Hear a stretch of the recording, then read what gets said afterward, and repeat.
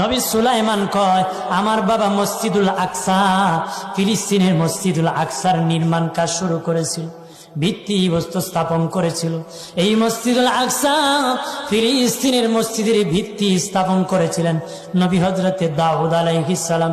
সুলাইমান নবী বলেন, আমার বাবা পারে নাই কমপ্লিট করতে, আমি আমার বাবার অসম্পূর্ণ কাজটা সম্পূর্ণ করব, কারণ আমার আল্লাহ জিন জাতিকে আমি সুলাইমানের আন্ডারে দিয়েছে।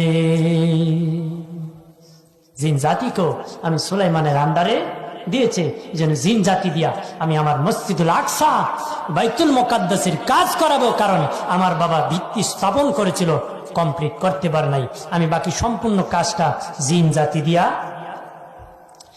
নবী সুলাইমান জিন জাতিকে ডেকে বললেন, জিন জাতি, দুনিয়ার মাটির নিচে স্বর্ণ কোথায় আছে রে?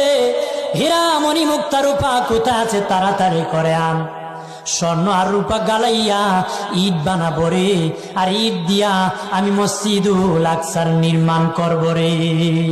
জিন জাতি সুলাইমান নবীর আন্ডারে, সুলাইমান নবীর কাছে কঞ্চা আছে, বেত আছে, আন্টি আল্লাহ দিয়েছিল, সব আন্ডারে চলে এসো।